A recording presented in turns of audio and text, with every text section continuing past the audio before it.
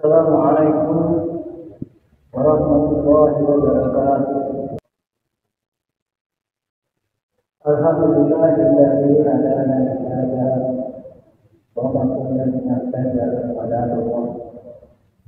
Asyhadu an la ilaha illallah wahdahu la syarika lah wa asyhadu anna Muhammadan abduhu wa rasuluhu la nabiyya ba'dahu. Allahumma shalli ala sayyidina Muhammad wa ala ali sayyidina Muhammad kama shallaita ala Ibrahim wa ala ali Ibrahim innaka Hamidum Majid. Sallallahu ta'ala alaihi wa sallam. Ya ayyuhalladzina amanu taqullaha haqqa tuqatih wa la tamutunna illa wa antum muslimun.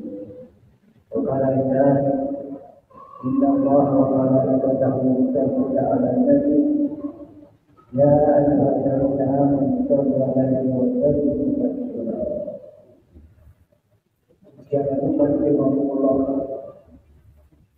Marilah kita senantiasa mengucapkan takwa kepada Allah Subhanahu wa taala dengan melaksanakan segala perintahnya dan menjauhi segala larangannya. Salawat dan tasbih dan kehidupan kita Nabi Muhammad sallallahu alaihi wasallam yang telah membawa segala Islam ke permukaan dunia, sehingga alhamdulillah pada detik ini kita dapat membedakan mana yang hak dan mana yang batil. Insyaallah pada kesempatan yang berbahagia ini judul khutbah kita adalah konsep hidup menurut Islam. Pada hakikatnya Allah telah banyak memberikan nikmat karunia kepada kita dalam kehidupan ini.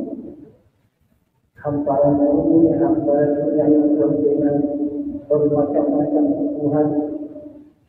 Ada laut, ada gunung, ada tambang dan sebagainya. Itu semua diperlukan untuk kelengkapan hidup kita di dunia ini. Sehingga kalau ini kita cermati dengan baik, sebenarnya agama Islam ini membawa pesan kedamaian, membawa pesan kejujuran, membawa pesan kesopanan, pesan kekeluargaan, pesan silaturahim. Dan dari pemahaman ini dapat kita ketahui bahwa sebenarnya Islam itu bersifat komprehensif. Artinya ada tuntunan untuk beribadah dan ada tuntunan untuk beramal. Tuntunan beribadah seperti hanya kita di tempat ibadah ini seperti kita beribadah ini. Tuntunan bermuamalah itu bermasyarakat. Kita sekalian membantu dengan sesama manusia, berbaik-baik hati dengan tetangga, berkata-kata yang sopan dan sebagainya. Dan kita sebenarnya konsep Islam. Dan kalau ini jalankan insya Allah, kehidupan masyarakat akan hidup ketenangan, penuh persahabatan, penuh persaudaraan, tidak ada kebencian. Itulah konsep Islam sebenarnya. Dan ini tersirat di dalam surah Al-Baqarah ayat 201. A'udzubillahi minasyaitonir rajim. Bismillahirrahmanirrahim. Wa minhum man yaqulu Rabbana atina fid dunya hasanah wa fil akhirati hasanah wa qina adzabannar. Dari ayat ini yang pertama-tama kita pahami bahwa sebenarnya hidup ini penuh dengan keseimbangan. Keseimbangan antara mencari kepentingan kita di dunia dan mempersiapkan diri kita untuk hidup di akhirat. Dan dunia ini seperti ibaratnya kita sedang berjalan. Ada orang yang berjalan setiap jauh, ada orang yang berjalan. Kalau sudah sampai ke sini, pindah ke alam lain, ke akhirat. Dari situ dia akan menikmati apa yang sudah diusahakan, diupayakan di dunia ini. Itu pengertian pertama itu ibadah.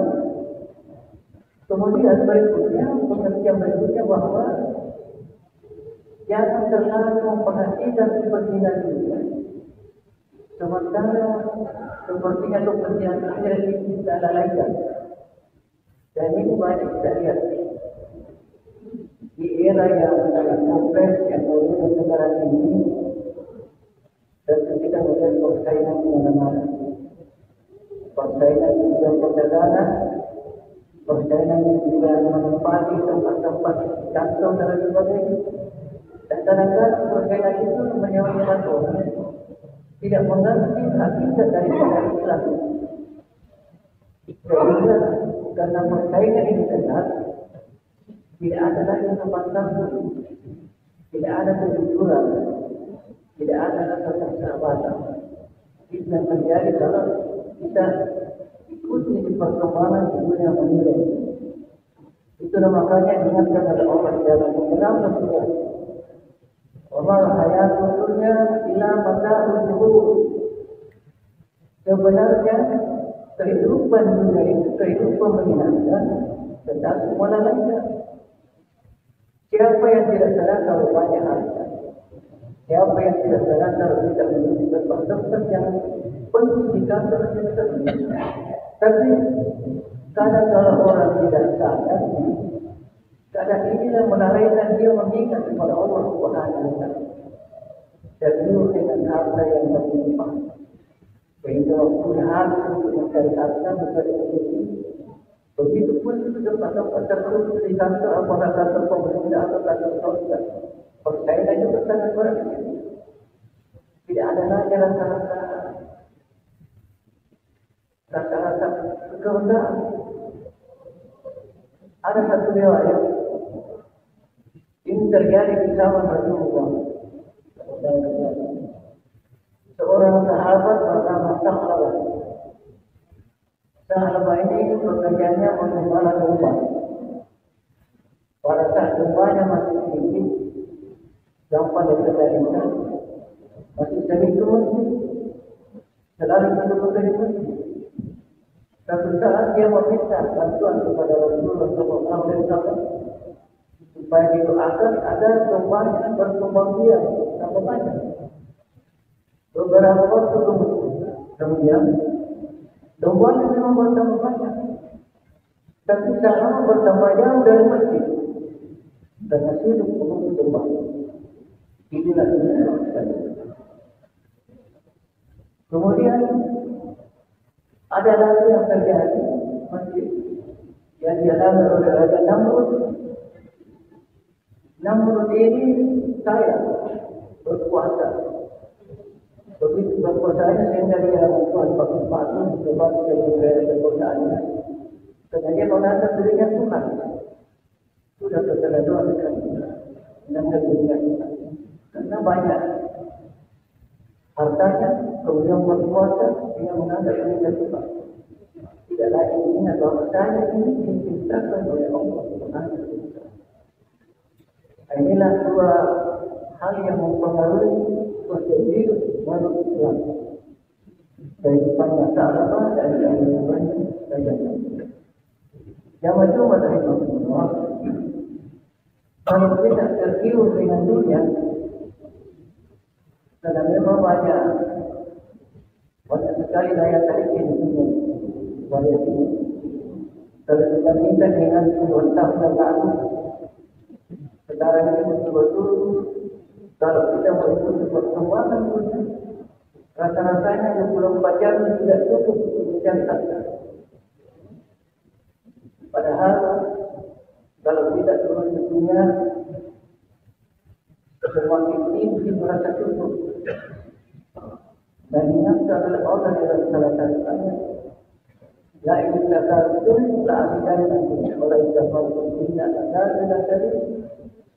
Kalau kita ini bagaimana bersyukur, Allah akan menambah-nambah nikmatnya. Tapi kalau tidak, maka akan menjadi syukur.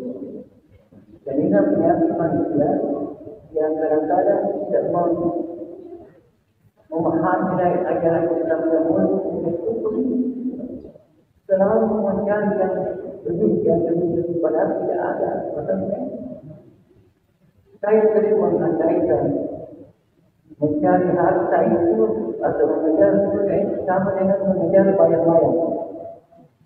Semakin cepat kita berlari, semakin cepat kita bayang-bayang tidak betul kata.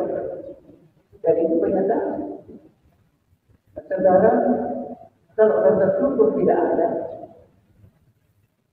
pasti kita berwenang-wenang yang haram dikatakan haram, semua bisa diperoleh.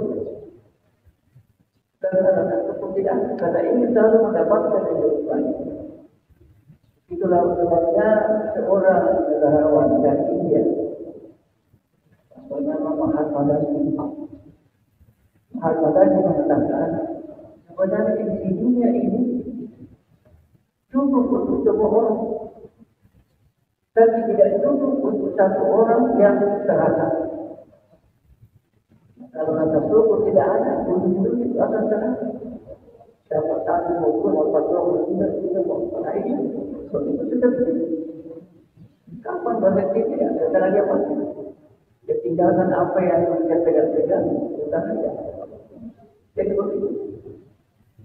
Cukup untuk semua orang yang di dunia, tapi tidak cukup untuk satu orang yang serata. Apalagi kalau yang serata ini berkelompok, tentu parah lagi. Jadi jamaah itu masih riwayat dari Sa'labah dengan Nabi tidak berarti banyak bahwa Raja Sa'labah ini jauh dari masjid karena harta.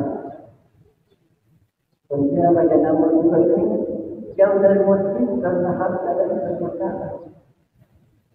Mari sekarang kita mari kepada kita upayakan harta yang kita dapat ini sedikit atau banyak. Kita upayakan untuk menjadikan diri kita meningkatkan ibadah kepada Allah Subhanahu wa Ta'ala. Kalau bapak-bapak punya jabatan, punya kekuasaan, gunakan jabatan itu untuk meningkatkan ibadah. Jangan sampai kita sama dengan Raja Nabi. Kadang-kadang gampang kalau kita mau beribadah betul, tempat kita masing-masing. Berkata-kata yang berupa kepada bawaan kita, berkata-kata yang baik kepada tetangga kita dan sebagainya. Ada perbuatan baik. Jadi tidak Allah Subhanahu wa Ta'ala. Jadi dapat membaca ilmu Allah. Kesimpulannya bahwa mari kita mendengarkan diri kita masing-masing. Jangan terlalu terhidup dengan kebilauan karena semakin hari semakin banyak orang yang memang benar itu. Semakin hari semakin banyak dan menariknya dan di sinilah perlu pengendalian diri dengan meningkatkan rasa syukur kepada Allah Subhanahu wa Ta'ala. Kita mensyukuri apa yang kita dapatkan. Kalau jadi kita syukuri apalagi kalau ada juga orang karena tidak syukur selalu membanding-bandingkan hartanya dengan harta orang lain atau rezekinya dengan rezeki orang lain. Tidak mungkin sama. Bersaudara dari itu dalam kehidupan kita. Jadi dengan ibadah Allah, saya kira seperti ini. Hari ini cuma kita semua salah satu ayat juga di dalam surah Al-Qasas ayat ini. Bismillahirrahmanirrahim. Wa qadin bima ataka al-akhirah wa la ta'masana nasibaka min dunya lal ahya. Carilah oleh kepentingan kebahagiaan di akhirat dan jangan lupa kepentingan di akhirat. Ini adalah manfaat untuk kita. Tidak salah, tidak apa tapi yang juga kepentingan di sini. Jadi ini banyak berkaitan. Jadi macam mana anak kita tidak seperti kalau anda tidak banyak kembali kita kita kalau satu dan sekarang ini dan saya katakan itu tidak terlalu dapat berarti tapi untuk susah kalau sudah sesuai dengan ini kata kalau tidak berarti kita memakan harta kami.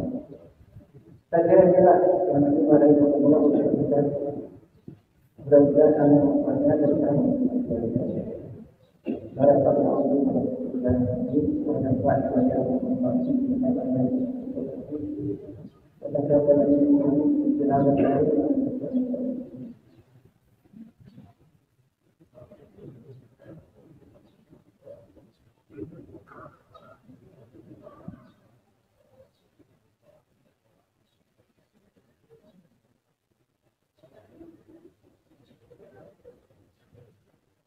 Alhamdulillah dari Allah Subhanahu wa taala.